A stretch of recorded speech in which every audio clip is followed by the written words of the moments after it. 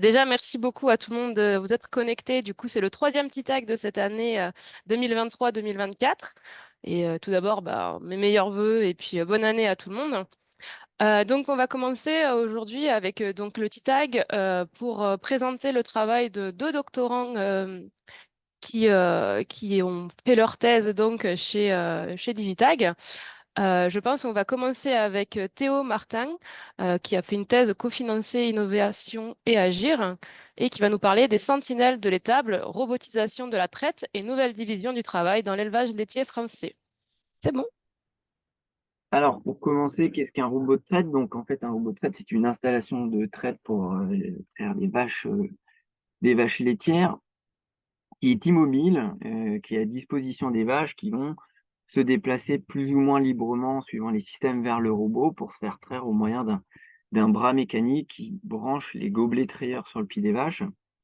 En salle de traite conventionnelle, ce geste, il est d'ordinaire réalisé donc par les travailleurs, par les trayeurs, les éleveurs. En traite robotisée, toute cette opération de traite se déroule sans intervention humaine directe. La dynamique d'installation du robot de traite, c'est en France, on considère en général dans le milieu que c'est en 95 que le premier robot de traite est installé avec succès dans une exploitation en Mayenne. Mais c'est vraiment à partir de la fin des années 2000 et surtout au cours de la décennie 2010 qu'on voit une réelle envolée du taux d'adoption de robots de traite. Aujourd'hui, on considère, en fait, j'ai eu des chiffres hier, on est plutôt à quasiment 70% des installations de traite qui sont avec robots. Et on a du mal à avoir des chiffres, on pourrait revenir précis, mais on estime à peu près 10% de l'ensemble des exploitations laitières françaises qui seraient équipées d'un robot de traite. Donc voilà, ça je vais un peu vite parce que si je veux tenir 20 minutes.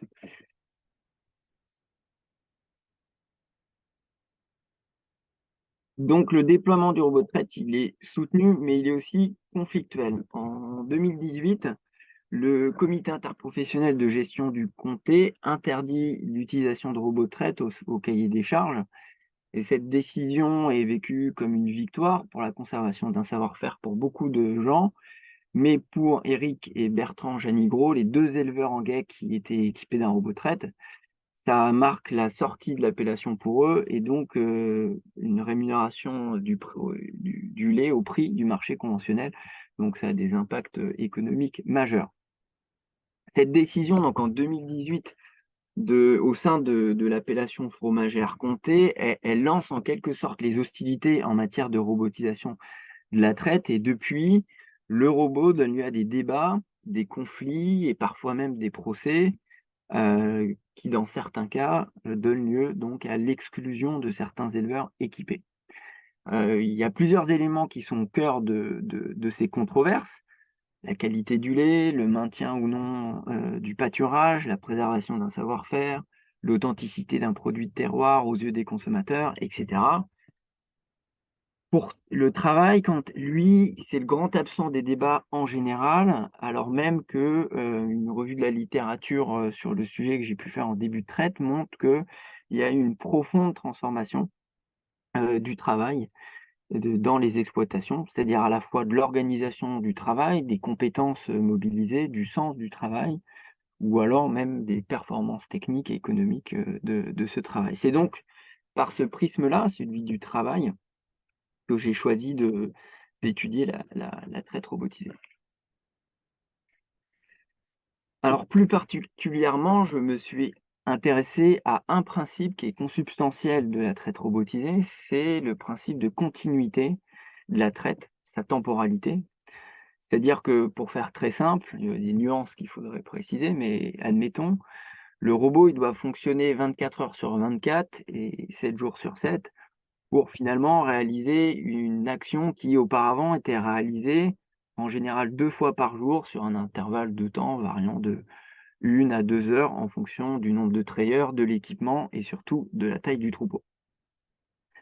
Le robot, il marche donc en permanence et son fonctionnement repose sur un principe de libre déplacement des vaches vers le robot qui ressemble en fait à un principe très connu et étudié dans l'industrie, qui est le principe de fluidité industrielle.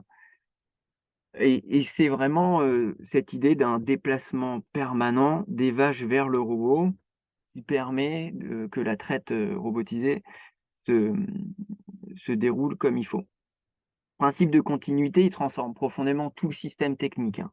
L'alimentation des vaches, la gestion du pâturage, la sélection génétique des animaux, bien sûr, mais aussi toute l'organisation du travail dans l'exploitation et en dehors.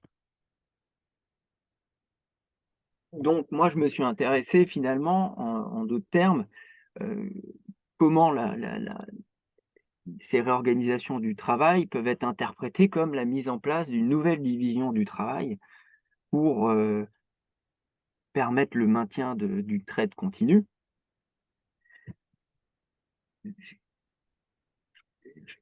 Et donc, ma question de recherche qui m'a guidé, c'est finalement en quoi la robotisation de la traite participe-t-elle d'une nouvelle division du travail nécessaire au maintien de la traite continue? Alors, où j'ai réalisé, ce travail, et quel terrain j'ai choisi? On peut résumer en fait assez simplement, par 2 grandes variables, la géographie laitière française. La première variable, c'est la géographie des volumes, qui décrit ce qu'on appelle le croissant laitier, qui s'étend de la Vendée jusqu'au sud du Massif central.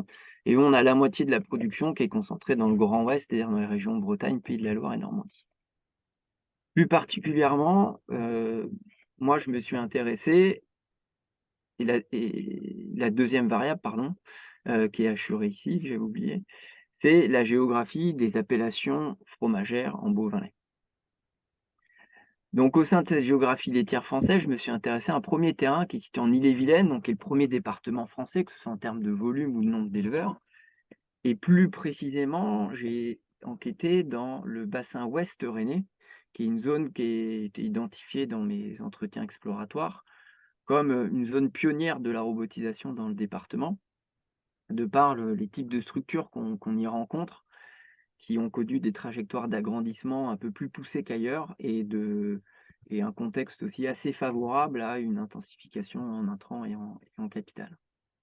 Le deuxième terrain que j'ai choisi, il se situe en Haute-Savoie, dans la zone d'appellation du fromage reblochon, et je me suis intéressé à une zone qui contient 2 espaces géographiques. Le premier espace géographique, c'est le massif des Bornes et des Aravis, qui est aussi une forme de géographie du vécu. Localement, les gens appellent ça le Haut. Donc c'est une zone de montagne où on trouve essentiellement des petites exploitations. La taille des troupeaux est souvent autour de 30 vaches laitières. La très large majorité des exploitations transforment le lait quotidiennement, dans l'exploitation, 2 fois par jour, après chaque traite, et on ne trouve, à une exception près, pas de robot traite dans cet espace. Le 2e espace géographique, que j'ai étudié, c'est finalement le seul espace qui n'est pas montagnard au sein de la zone d'appellation du Reblochon, qui est le plateau des Bornes et qui est donc un plateau préalpin où on rencontre des structures de plus grande dimension. Le lait est plus rarement transformé dans l'exploitation, mais collecté et transformé dans des coopératives qu'on appelle des fruitières. Et sur ce plateau des Bornes, on va rencontrer un nombre important d'exploitations équipées de robots de traite et qui donne lieu à un conflit entre le bas, donc cette zone, c'est comme ça que les éleveurs localement l'appellent, le bas, et le haut, qui, pour un certain nombre, sont opposés à la robotisation et la voient comme une menace. Donc finalement, voilà, j'avais 3 terrains d'études, la Peine du Meux et de la Flume en Ille-et-Vilaine, à côté de Rennes, et puis ces 2 sous-espaces de la zone Reblochon. Alors la 1re partie de ma thèse, elle est un peu théorique. Elle consiste à proposer un cadre d'analyse de la division du travail en agriculture, puisque si l'hypothèse de travail, c'était que le robot de traite participe d'une nouvelle division du travail, il fallait préalablement définir quelle était cette division du travail avant et ensuite regarder différentes dimensions. Donc j'ai fait tout un travail historique qui est en fait une relecture historiographique de la modernisation agricole de 1945 à aujourd'hui, par le prisme du travail et de l'évolution du machinisme de la traite. En gros, on peut dire qu'il y a 4 principales dimensions de cette division du travail qui s'est mise en place au cours de la modernisation agricole. La première, c'est donc la division du travail dans l'exploitation agricole, c'est-à-dire, on a un collectif de travail, une répartition des tâches et puis des relations sociale de production, des rapports de force, un arbitrage pour le partage de la valeur ajoutée, etc., au sein de cette exploitation agricole. La deuxième dimension, elle s'intéresse à la division du travail entre les exploitations, c'est-à-dire qu'il y a une accentuation de la spécialisation qui peut être entendue comme une division horizontale du travail entre les exploitations. On a des zones spécialisées, donc ça se traduit dans l'espace par des régions spécialisées en grande culture, d'autres en élevage allaitant, d'autres en élevage laitier, etc. Et donc on a des flux entre ces exploitations qui incarnent la complémentarité fonctionnelle de cette division du travail. La troisième dimension, c'est celle qui s'intéresse à la division du travail entre les exploitations et le secteur industriel. À partir des années 50, un certain nombre d'activités nécessaires à l'exploitation sont externalisées vers le secteur industriel, c'est-à-dire le renouvellement de la fertilité par la production d'engrais est un exemple, ou alors le recours aux machines agricoles, tracteurs, mais aussi machines à traire, qui fournissent une force de travail qui auparavant était fournie par les animaux, de trait notamment. Et puis la dernière dimension, c'est celle qui s'intéresse à la délégation d'un certain nombre de tâches au secteur tertiaire, donc tous les services nécessaires au fonctionnement de l'activité agricole, hein. Donc dans le cas de l'élevage laitier, c'est services vétérinaires, insémination artificielle, mais aussi tout ce qui est services financiers, bancaires, le conseil, etc., etc. Donc finalement, c'est retracer l'ensemble des activités nécessaires à la production agricole et qui sont autant de prismes pour regarder d'une manière interactionniste l'activité agricole donc en relation avec d'autres actifs, d'autres secteurs. Donc je vais reprendre un peu, moi je me suis intéressé plus particulièrement à ces 3 premiers points et à ce que faisait à la division du travail, le robot traite sur ces 3 premiers points. Et pour le dernier, pour ce qui est des services, je me suis intéressé surtout aux services de maintenance du robot traite. Donc un petit préalable quand même que j'ai voulu mettre, mais il faut me dire si quand je suis trop long, quand il me reste que 5 minutes, je suis désolé, j'ai pas regardé. Ok. Hem, Peut-être un petit préalable pour la première dimension, donc qui s'intéresse à la division du travail dans l'exploitation agricole. C'est qu'en général, l'imaginaire associe, les robots et le robot de traite en particulier à des grandes exploitations qui auraient des plus grandes capacités d'investissement ou des logiques de rentabilité, qui les tourneraient vers le robot de traite. En fait, moi, ce que j'ai vu sur le terrain, c'est plutôt dans des exploitations, de taille moyenne ou un peu au-dessus, qu'on retrouve, des robots de traite et les plus grandes exploitations et notamment ce qu'on appelle les grands troupeaux sont, proportionnellement moins équipés de robots de traite pour des raisons que je pourrais expliquer, mais c'est un peu long si ça vous intéresse.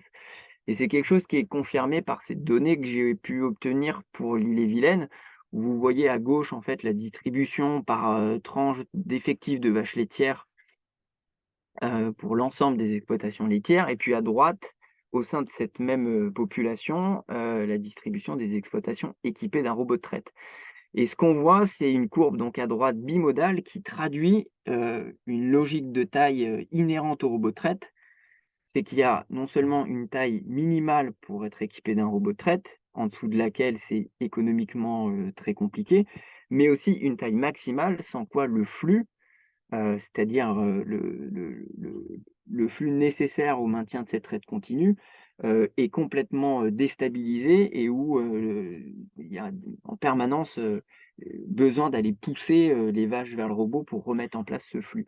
Ce qui fait qu'on a une limite haute et basse qui dessine un intervalle assez étroit au sein duquel, la taille des exploitations est envisageable et est possible pour être équipé d'un robot de traite.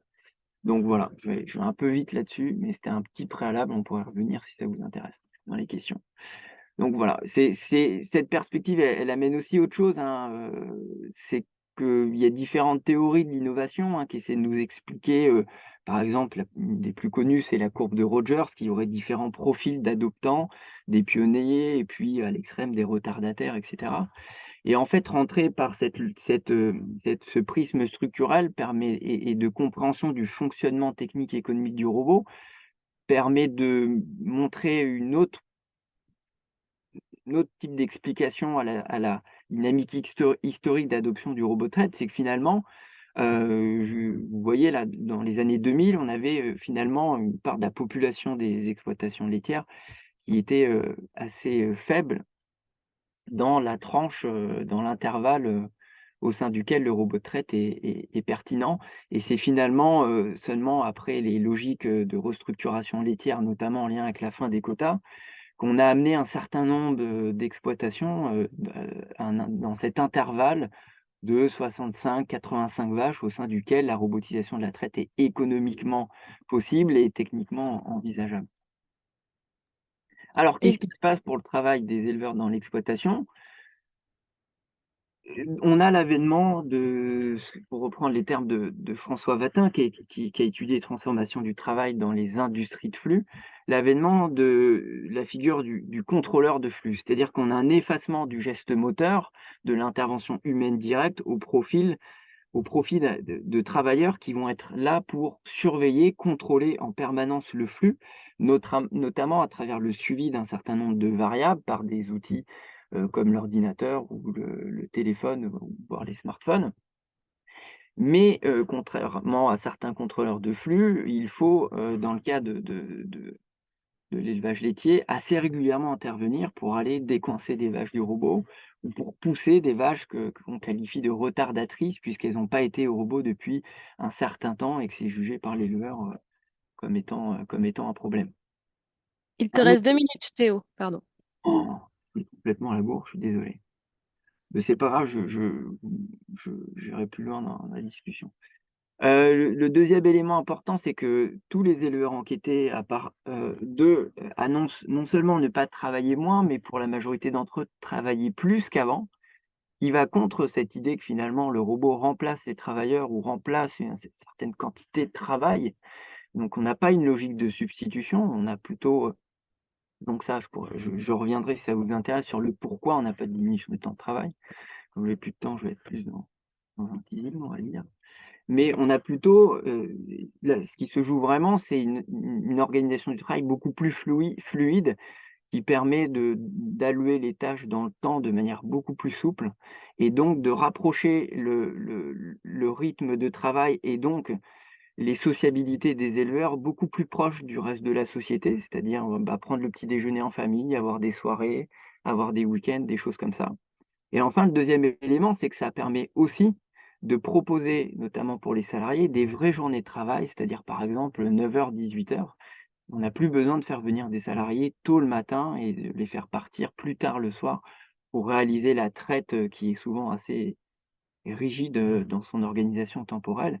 Et donc ça, c'est un élément qui va faciliter le salariat et donc vient un peu, en plus du contrôle du travail permis par l'interface numérique, je pourrais revenir s'il y a des questions là-dessus, qui va un peu contre cette idée de robot ou salarié, et comme quoi il y aurait une substitution. C'est plutôt le robot facilite le salariat, l'intégration du salariat dans l'organisation sociale du travail en agriculture. Ça, je vais pas en parler parce que j'ai plus le temps, je suis désolé, j'ai du mal à faire court. Je vais finir par le 3e point qui est important, c'est que je me suis intéressé, finalement, le maintien de ce flux de vaches permanent vers le robot, il implique donc un travail de surveillance de l'éleveur, mais il implique aussi l'intervention régulière de techniciens de maintenance et on peut donc considérer que ce n'est pas la fin de l'astreinte de la traite, mais bien une délégation d'une partie de l'astreinte à l'amont, et en particulier aux concessionnaires et franchises du machiniste de la traite, qui, se sont dotés d'un réseau de techniciens qui doivent être capables d'intervenir, parfois le dimanche, parfois tard dans la nuit, en cas d'une panne majeure, puisque si le robot s'arrête, il faut absolument qu'il reparte le plus vite possible sans avoir des problèmes sanitaires et techniques importants. Donc c'est vraiment une nouvelle relation de travail qui est au cœur de la traite robotisée, c'est celle entre les éleveurs et les techniciens, qui est parfois conflictuelle puisque la notion d'urgence est pas, conçue de la même manière entre un éleveur qui la conçoit, bah, à l'échelle de son exploitation, de son système d'élevage et puis des techniciens qui doivent gérer des bassins de maintenance et comme les robots ont tendance à tomber en panne en général en même temps, notamment quand il y a un orage, il y a une priorisation pour, faciliter, le transport et limiter les coûts de déplacement. qui amène les techniciens à faire des arbitrages pas toujours compris. Donc voilà.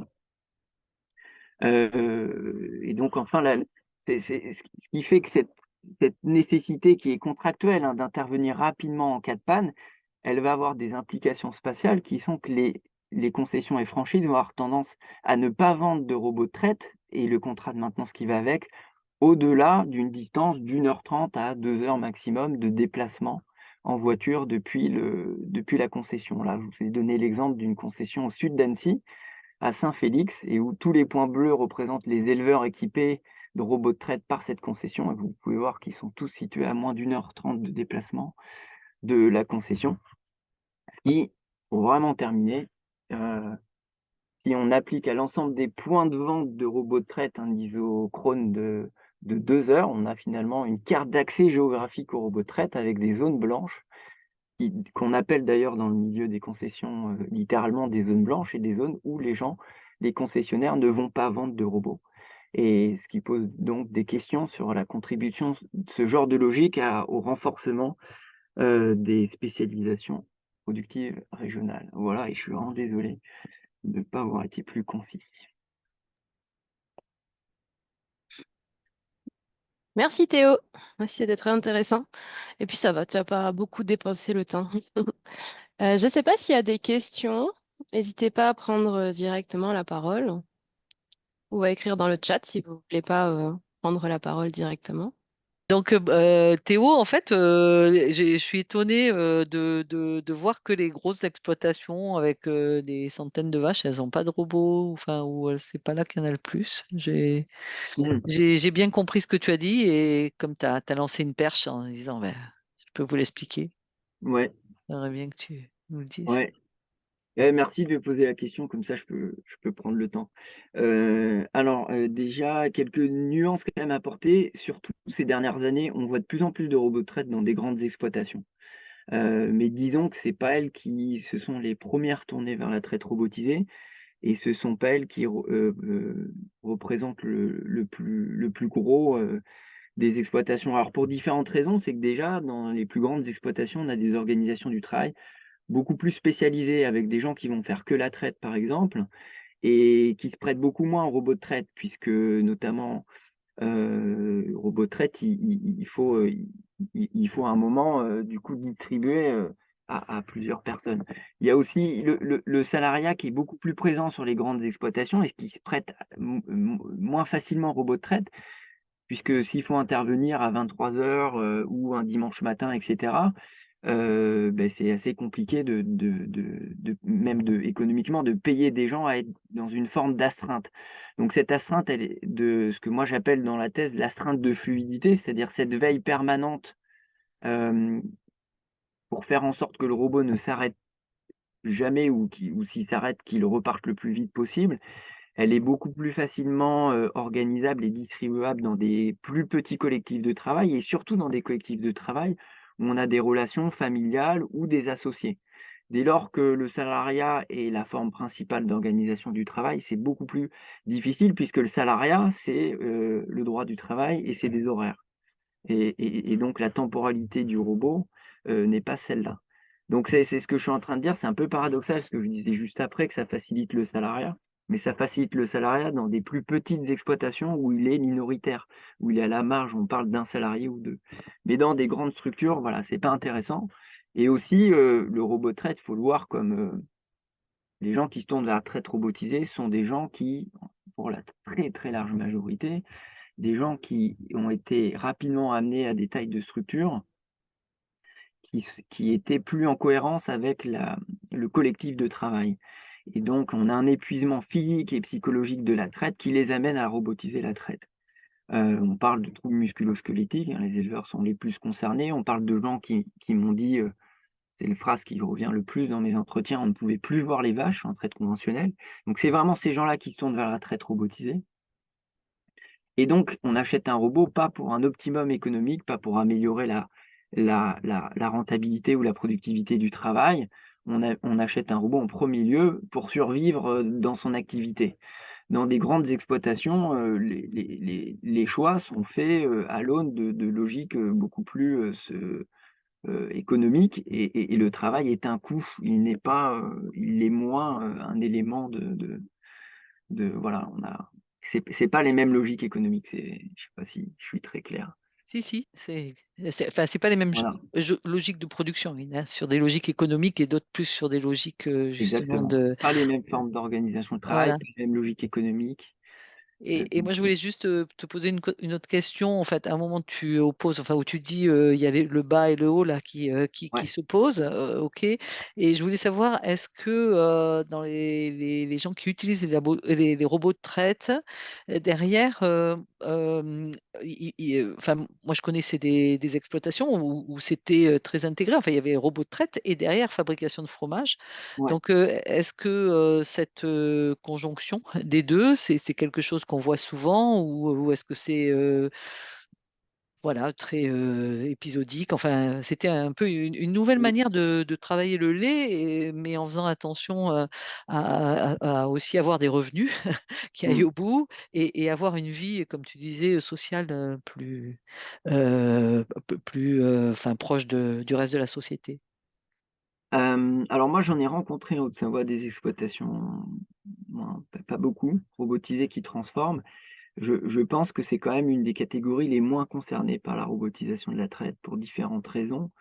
C'est qu'en général, la transformation, on l'a fait après avoir collecté le lait et du coup, ce qui veut dire se mettre à la tâche de transformation avec un volume de lait suffisant pour. Et en traite robotisée, le lait, il est collecté en permanence. Euh, il y a aussi des logiques de fromageabilité qui font que c'est pas toujours pertinent. Et puis surtout, économiquement, les exploitations qui transforment sont pas toujours, mais majoritairement de plus petites dimensions, où du coup la pénibilité due au nombre de vaches à traire est moindre. Mais ce qui joue en fait entre le haut et le bas, c'était dans la thèse, je cherchais à décrire le conflit qui est souvent présenté comme un conflit c'est un sujet technique. Donc, on va avoir des gens qui disent d'un côté, avec le robot, on a un risque pour la qualité sanitaire ou fromagère du lait. Il y a notamment une étude réalisée il y a un certain temps en Suisse qui montre de la lipolyse qui donne un phénomène qui donne un goût de rance au fromage et qui est souvent mobilisé par les gens opposés au robot.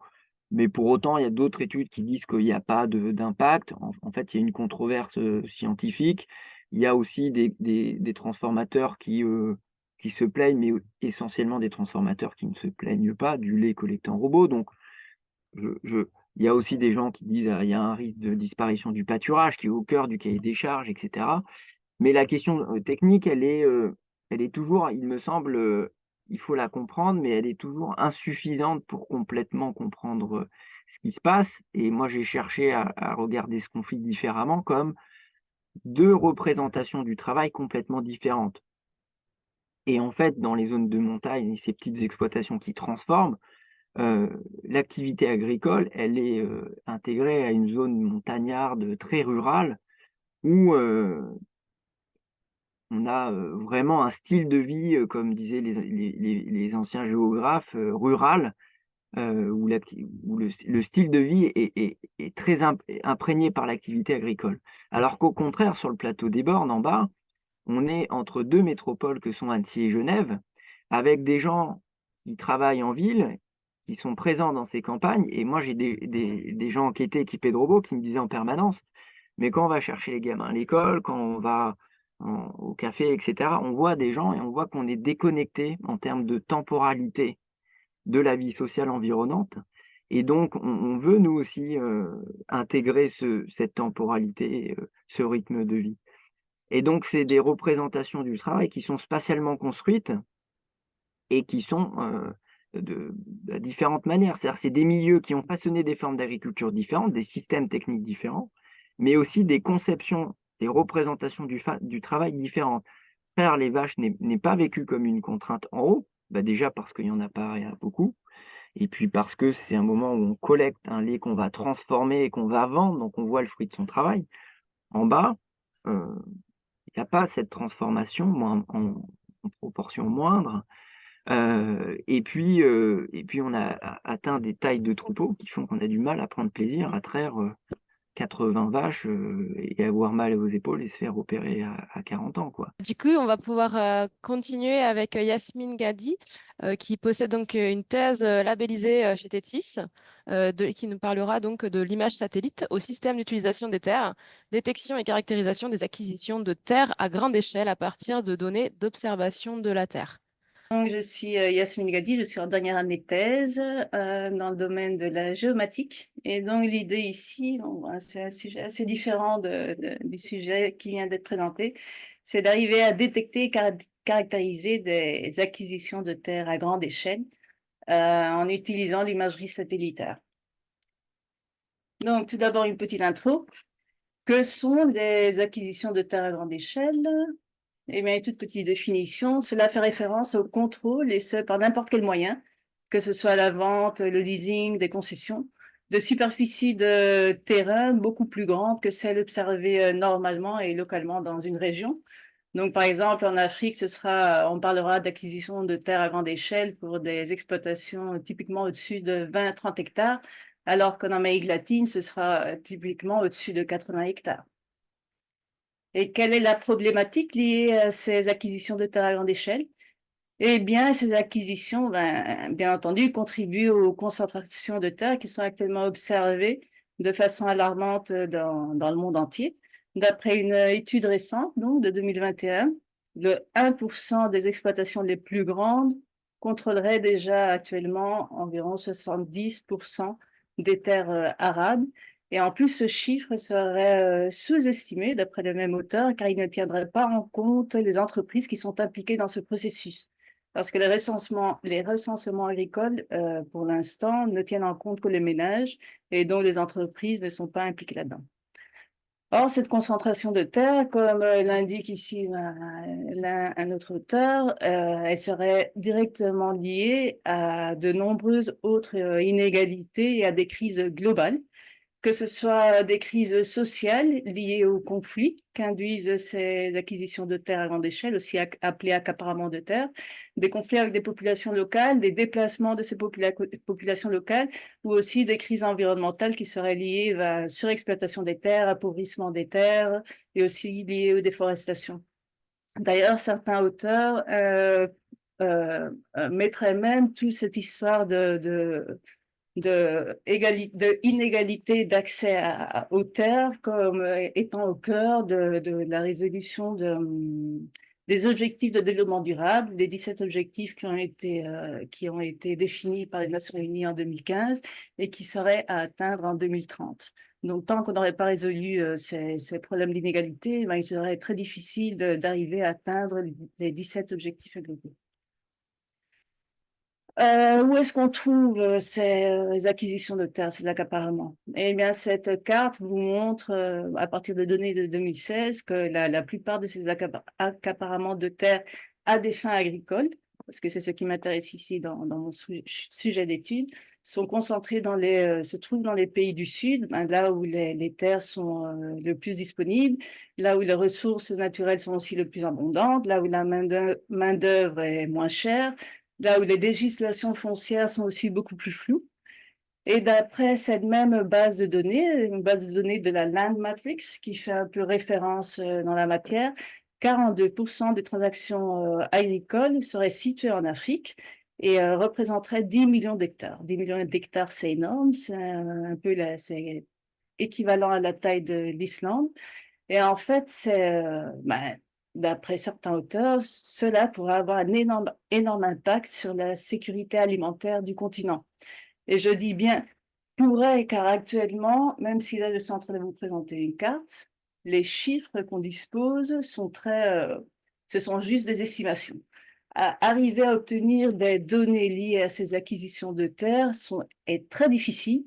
Vous imaginerez bien que les données sont très opaques, donc il est très compliqué actuellement d'avoir ces données. La Land Matrix, là, elle se base sur du crowdsourcing, sur tout ce qu'elle trouve sur les médias, sur aussi les rapports gouvernementaux.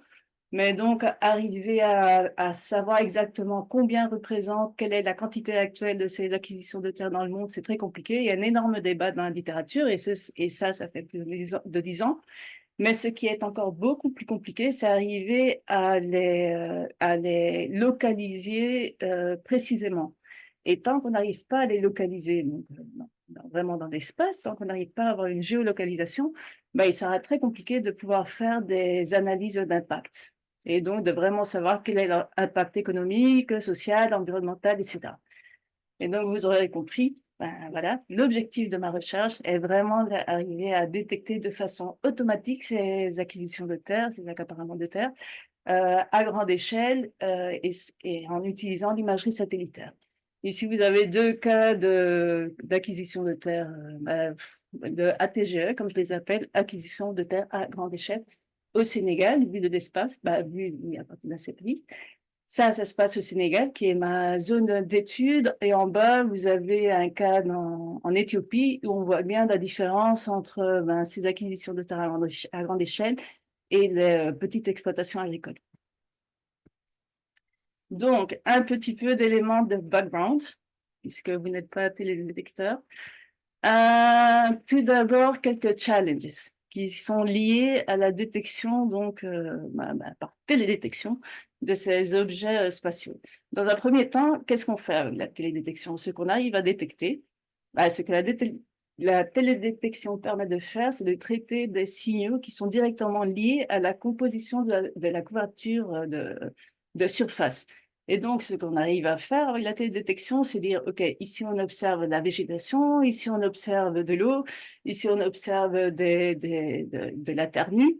Par contre, arriver à déterminer l'utilisation, l'usage des sols via la télédétection, c'est beaucoup plus compliqué. Donc, si on a un groupement d'arbres comme ici, comment est-ce qu'on pourra dire si c'est une forêt ou bien ce sont des plantations de n'importe quel arbre ou je ne sais pas, un parc? Ça, ce sera beaucoup plus compliqué à définir directement via la télédétection. Et ce qui est encore beaucoup plus compliqué à définir, c'est arriver à déterminer des systèmes d'utilisation des sols, comme c'est le cas ici dans cette étude. Donc ici, vraiment, ce que j'aimerais ou on veut arriver à faire, c'est pouvoir dire, OK, ici, on a des exploitations agricoles à grande échelle, ce qui est très différent de juste arriver à définir si on a l'agriculture ou pas. Et comme vous pouvez voir dans ces images, qui sont toutes à la même échelle spatiale, eh bien, et qui montrent des exploitations agricoles intensives à grande échelle dans beaucoup de différents pays dans le monde, on peut voir l'énorme variabilité spatiale qui est dans toutes ces exploitations, qui va rendre leur détection automatique assez difficile. Donc, jusqu'à présent, bien entendu, je ne suis pas la seule, ni la première à essayer de détecter ces accaparements de terre. D'autres l'ont fait, et voilà, de façon très efficace. Mais la plupart des auteurs, jusqu'à maintenant, ont utilisé des méthodes de classification supervisée. Et ces méthodes de classification supervisée, elles se basent sur des données labellisées ou étiquetées. Et ensuite, ce qui va être fait, on utilise un algorithme qui va être entraîné avec ces données labellisées et qui pourra par la suite classifier une image qu'il n'a jamais vue et pouvoir classifier cette image, comme ici, ce que vous avez à droite, en différentes classes. Est-ce que c'est la petite agriculture? Est-ce que est-ce que je ne sais pas, ce sont des forêts? Est-ce que c'est des crops, de l'agriculture? Bon, bref. Sauf que cette méthode supervisée présente beaucoup de limitations. La première, c'est qu'elle repose sur des grandes quantités de données labellisées. Or, si vous avez suivi jusqu'à maintenant, la grosse limitation dans mon travail, c'est qu'il n'y a pas de données par rapport aux acquisitions de terres à grande échelle où c'est très difficile à obtenir. Et ici, la plupart des méthodes utilisent des centaines, voire des milliers, si ils utilisent des méthodes de deep learning pour arriver à classifier, à entraîner des algorithmes. Ensuite, on a d'autres limitations, l'une des plus grandes qui sont liées au choix méthodologique. L'une des plus grandes concerne les variables qui vont être introduites dans les algorithmes, donc la selection of key features. Et ici, il ne faut pas oublier l'une des expressions préférées des informaticiens qui est garbage in, garbage out. Donc, si vous entraînez votre algorithme avec n'importe quoi, vous pouvez être sûr qu'à la sortie, vous aurez n'importe quoi.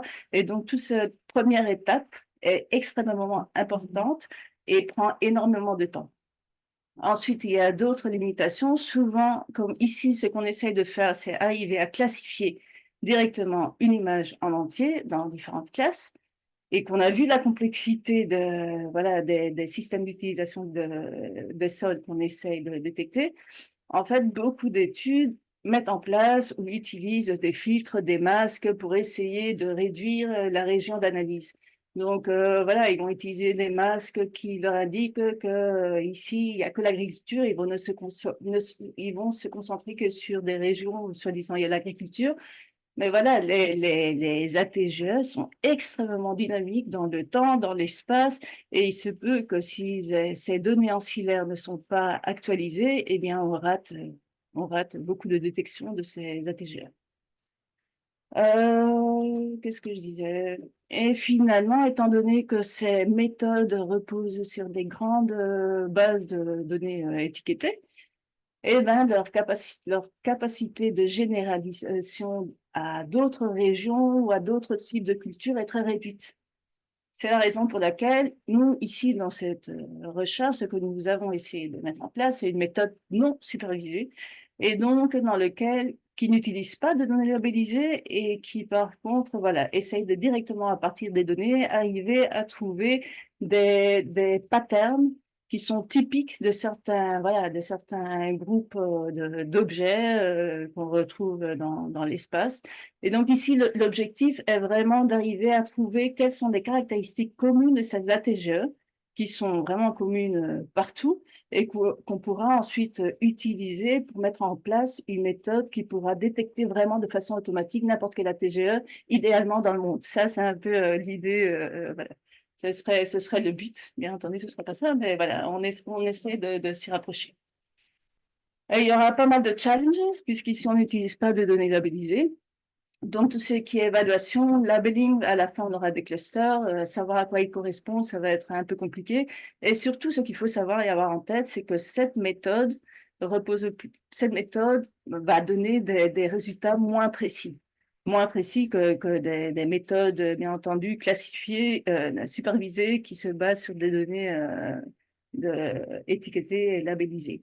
Mais ici, l'objectif est autre. Donc, c'est pas juste d'avoir une détection parfaite, mais c'est de mieux comprendre quels sont les changements induits par ce type d'objet dans l'espace et voilà, spectralement et voilà. Donc, c'est l'approche que nous adoptons ici. C'est une approche qui va se composer de 3 étapes. La première va être une étape de détection de changement. Donc, au lieu d'essayer de directement classifier toute une image, ce qu'on veut d'abord essayer de détecter, c'est des changements. Pourquoi? Parce que voilà, ici à gauche, vous avez 2 images d'une même ATGE en 2013, en 2022. Et ce qu'on observe, c'est que la plupart de ces ATGE, comme je vous le disais, induisent des changements dans la couverture végétale, occupent des grandes terres, des grandes surfaces. Et donc, si on traduit cela en télédétection, eh bien, cela voudra dire qu'on pourra observer des changements dans des séries temporelles d'indices de végétation. Je vais vous expliquer ça un peu plus tard. Et donc, si on a des changements dans des séries temporelles, ce qu'on va essayer de mettre en place, et c'est notre première étape, c'est essayer de développer un outil de détection de changements dans les séries temporelles. Donc ici, vous avez une ATGE. Vous voyez l'expansion entre 2013 et 2020. Cela se passe au Sénégal. Et le carré rouge, vous avez un pixel. Si on extrait le NDVI, donc un indice de végétation de ce pixel dans le temps, vous avez la série temporelle. Et cet indice est lié à la biomasse qu'on retrouve sur Terre. Et puis, voilà, on suit la série temporelle. Et puis, tout à coup, on voit un énorme changement parce que tout à coup, il y a beaucoup plus de biomasse. Et c'est ce qu'on va essayer ici dans cette étude, dans un premier temps, de détecter. Donc, via un algorithme, de détecter tous ces changements ou tous ces breakpoints qu'on appelle dans les séries temporelles. Ces changements, en fait, c'est pas facile. C'est pas facile à détecter parce que dans ces séries temporelles, on trouve tout type de changements. Donc, on trouve des types de changements abrupts. On trouve des types de changements graduels. En général, ce sont plutôt liés à des changements climatiques ou voilà, à des maladies dans la couverture végétale. Ce sont des changements qui se font plus lentement. Et puis, on retrouve un autre groupe qui sont les changements saisonniers. Et donc, qui concernent vraiment la forme on va dire, de la série temporelle. Donc, il y a l'amplitude, il y a tout à coup, paf, des pics comme ça, mais qui ont exactement la même forme. Il y a le nombre de pics, NOS ou LOS, qui est la base un peu du pic qui, elle, va être modifiée. Et nous, notre première hypothèse ici, c'est que les changements anthropogéniques, donc dus à l'homme, vont essentiellement modifier donc, la couverture végétale, et ça va se traduire par des changements de type saisonnier. Et donc, c'est ce qu'on va essayer de détecter. Donc, on va se baser dans un premier temps dans un algorithme qui est déjà assez connu, qui est BFAST Monitor, et qui a l'avantage d'être extrêmement rapide, et donc qu'on pourra utiliser rapidement un peu partout, mais qui a le désavantage de produire beaucoup de faux positifs. En même temps, pour nous, ce n'est pas tellement un problème, parce que du coup, je vais prendre tous ces faux positifs, et ce que je vais faire, c'est pour chaque faux positif, ou chaque breakpoint détecté, je vais essayer de voir quelle est la différence entre, quel est le changement dans la forme qui est induite. Et donc, je vais essayer de comparer une portion de la série temporelle avant le changement, une portion de la série temporelle après le changement. Et c'est ce qu'on voit dans le numéro 4, où vraiment j'essaye de comparer point par point les deux portions avant et après le changement. Et finalement, et ça je le fais via la distance euclidienne, je calcule ça simplement en métrique, qui est reporté ici dans les barres vertes. Et finalement, ce que je vais faire, c'est tout simplement choisir le breakpoint qui me donnera la distance la plus grande. Et donc, il m'indiquera que ce sera un breakpoint où j'aurai le changement de forme dans ma série temporelle la plus grande. Ici, dans cet exemple-ci, ça correspond à la barre rouge. Et effectivement, ça correspond au changement que moi-même je recherche, où il y a vraiment un changement dans la forme. Donc, j'applique cette méthode au Sénégal, ma zone d'étude. Ici, tout d'abord dans un petit carré rouge, dans lequel on a pas mal d'ATGE qui sont assez connus et donc qui apparaissent en polygone en cyan. Et j'applique ma méthode que j'ai appelée BFAST-M L2. Et je la compare avec d'autres algorithmes de détection de changement, dont quelques-uns super connus, BFAST-LIT, EDIN, bon, BFAST Monitor. Et je vois que ma méthode, finalement, arrive à bien mettre en valeur ces ATGE, ces acquisitions de terre, alors que ce n'est pas le cas pour les autres algorithmes. Donc ici, je suis contente. J'ai une méthode qui a l'air d'être assez sensible aux changements liés à l'agriculture. Et donc, quelques key points de cette première étape. La première, c'est que la plupart des changements, des algorithmes de détection de changement ont des magnitudes qui sont plus liées au changement abrupt ou de tendance, mais pas vraiment au changement saisonnier. Et le deuxième point, super important ici, c'est qu'effectivement, les changements induits par les ATGE ou acquisition de terres à grande échelle sont plutôt de type saisonnier. Ceci fait l'objet d'un premier article. Et là, on peut directement passer à la deuxième étape où, OK, maintenant, j'ai un algorithme qui est capable de détecter des changements et qui est assez sensible au type de changement induit par les ATGE. Mais bon, je ne suis pas naïve. Je sais que les changements détectés, je peux avoir des changements détectés par d'autres facteurs. Donc ici, l'objet de cette deuxième étape est arriver à différencier, OK, qu'est-ce qui est probablement lié aux ATGE et qu'est-ce qui ne l'est pas, qui est lié à des facteurs climatiques ou autres. Ici, la stratégie qu'on a adoptée, c'est essayer de caractériser les changements détectés et essayer de les caractériser par différentes métriques. Donc, mon hypothèse ici, c'est que les principaux facteurs de changement vont avoir différentes signatures de changement et que ces signatures de changement, je devrais pouvoir les caractériser par différentes métriques ou variables. Et ici, j'en ai utilisé 3. La première, vous la connaissez déjà, c'est la magnitude de changement qui m'est fournie par l'algorithme BFAST-M L2 et qui, après quelques recherches, serait très sensible au changement abrupt quand même et au changement de NOS, donc du nombre de pics.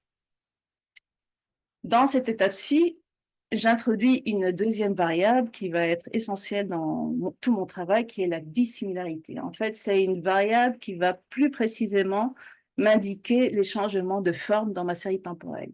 C'est une variable qui est basée sur le Procrus. Donc, c'est un indice qui a été déterminé dans les années 70 et qui permet de ne pas tenir en compte. Ici, par exemple, vous avez des ailes, vous avez deux ailes d'insectes, une aile bleue, une aile rouge. Et l'aile bleue, elle a exactement la même forme que l'aile rouge, sauf qu'elle a un changement dû à une rotation et un changement d'échelle. Et en fait, cette dissimilarité permet de ne pas tenir compte de ces transformations de rotation et d'échelle. En quoi c'est important? Ben, pour moi, c'est super important parce que ça me permet d'éliminer tous les changements d'amplitude, où il y a juste le pic qui augmente, qui diminue, mais pas la forme. Et donc, ma dissimilarité ici, elle est très sensible au changement de pic.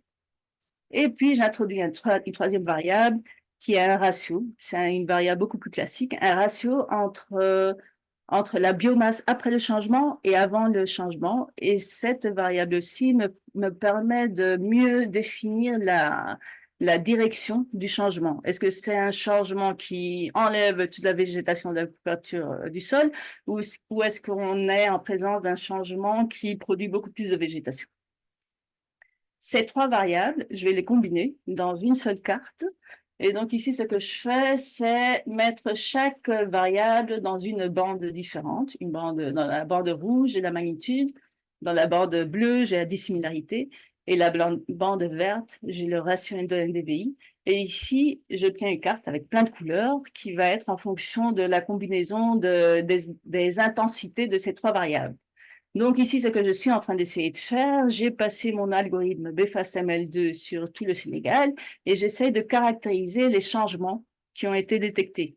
Et ce que je peux observer, c'est qu'il y a certains de ces changements, certaines signatures, certaines couleurs, par exemple la verte, qui m'indiquent que voilà, le plus probable, c'est que les changements ici sont essentiellement de type climatique ou naturel.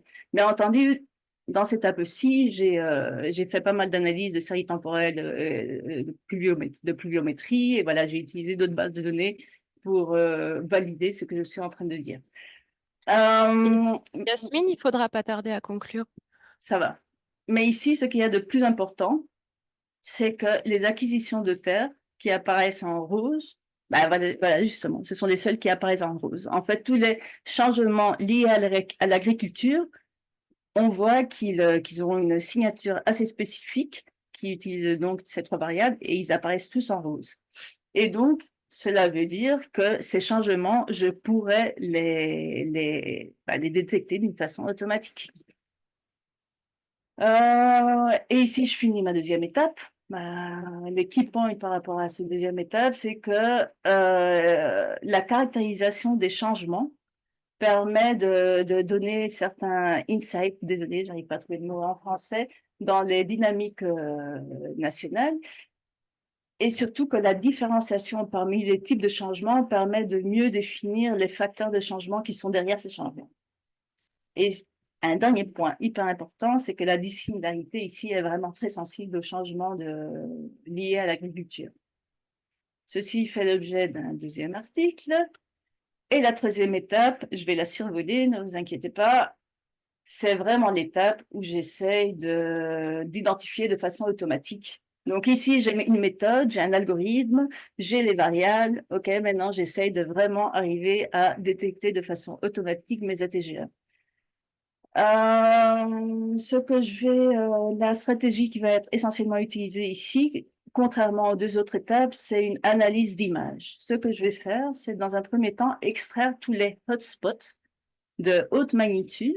Et donc, c'est ce que, voilà, j'ai fait ma carte de changement et j'ai extrait les hotspots et vous voyez bien que beaucoup de ces hotspots correspondent à des exploitations agricoles réelles. Donc, ça me rassure.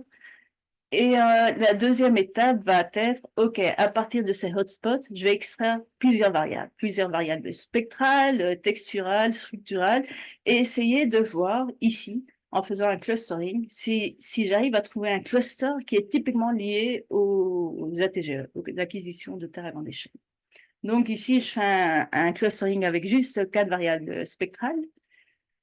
Et je crois que je vais passer ici cette étape qui, en gros, me dit que ici, ce qu'il faut regarder, c'est la couleur rouge et bordeaux. qui correspond aux ATGE. La couleur rouge, ce sont les ATGE qui sont dans une base de données. La couleur bordeaux, ce sont les ATGE qui ne sont pas dans la base de données, mais qui sont quand même détectés. Et ce qu'on arrive à voir, c'est que ces ATGE, finalement, se retrouvent dans 2 ou 3 clusters et qu'ils partagent plusieurs similitudes. Et que lorsque je combine les 2 ou 3 clusters en un seul, j'arrive à des bonnes précisions. Je ne sais pas comment je vais expliquer ça, mais ce que je veux dire, c'est si je combine tous les clusters de cette première région, les 2 clusters en un seul, j'ai 65% de précision aux ATGE. Cela veut dire que si je prends n'importe quel objet qui est dans ce cluster combiné, j'aurai 65% de chances de tomber sur une ATGE. Ou dans le deuxième cas, 75% de chances de tomber sur une ATGE. Là, je vais finir. Donc, ça, c'est par rapport aux variables spectrales. Et puis, il y a 2 autres variables, types de variables que j'ai analysées, qui sont les variables texturales et structurales. Les variables texturales. Donc, l'idée ici était que, voilà, normalement, les ATGE, on s'attend à ce qu'il y ait une certaine répétition dans l'espace, étant donné qu'il y a une mécanisation. Donc, bon, bref, on s'attend à ce qu'il y ait une certaine texture. Mais ici, ça n'a pas été le cas pour moi. Donc, mais non, mais je crois que je vais passer ceci. Juste sachez que cette partie-ci n'a pas été concluante dans mon travail. Et cela, bon, il y a plusieurs raisons à cela, mais je ne vais pas pouvoir l'expliquer maintenant. Et finalement, les 3e types de variables, ce sont des variables structurales. Et ici, je me base sur le fait que, voilà, en face, si on a vraiment une exploitation, une ATGE, ben on s'attend à ce qu'il y ait des formes géométriques, on s'attend à avoir beaucoup plus de lignes parallèles, beaucoup plus de lignes perpendiculaires, beaucoup plus de cercles qui correspondent au pivot. Et donc ici, j'ai mis en place un indice. Voilà, j'ai créé un nouveau indice qui s'appelle Géom et qui est lié au nombre de lignes parallèles qu'on retrouve dans l'image, au nombre de lignes perpendiculaires et au nombre de cercles. Et on remarque que dans certaines régions, cet indice fonctionne super bien. Et donc ici, vous avez en rouge tous les objets avec un très haut indice et qui correspondent en fait vraiment à tous les ATGE de cette zone du Sénégal. Donc voilà, ça, ce sera une piste à explorer. Et là, je finis. Donc finalement, le key message. Toute cette approche-ci permet quand même de détecter entre 1/3 et la moitié de tous les ATGE qui sont présents dans la base de données que nous avons utilisée. Ce n'est pas mal du tout, tenant compte que nous utilisons ici une approche totalement non supervisée, sans aucun seuil défini, sans rien du tout, sans rien. donc voilà. Un deuxième key message, c'est que la plupart des changements induits sont donc essentiellement de type saisonnier. Ça, c'est quelque chose qu'on ne retrouve presque pas dans la littérature. Et la plupart des algorithmes de détection de changement se focalisent sur la détection de changements abrupts et graduels liés au changement climatique. Et il n'y a presque aucun qui ne se focalise vraiment sur ces changements saisonniers qui sont super importants. Et finalement, un 3e key message ici, c'est que la dissimilarité est une très bonne variable qui est extrêmement utile dans la différenciation de ces ATGE. Bien entendu, toute cette méthode peut être améliorée. Déjà dans l'algorithme lui-même, il y a plusieurs pistes à explorer. Aussi, arriver à trouver des métriques qui sont plus sensibles au LOS et non pas au NOS.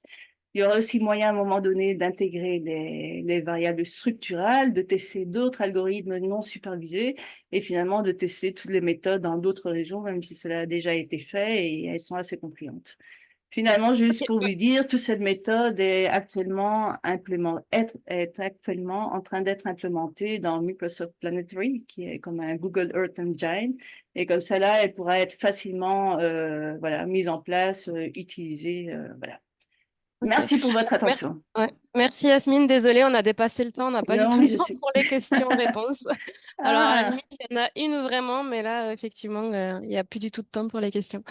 Si quelqu'un en a une très rapide, sinon, ben, je vous propose de revenir vers Yasmine pour, si vous avez des questions, pour qu'on continue un petit peu la discussion.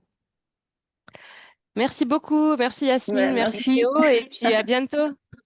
À bientôt, merci. Merci Yasmine. Bonne journée, bonne soirée. Bonne soirée.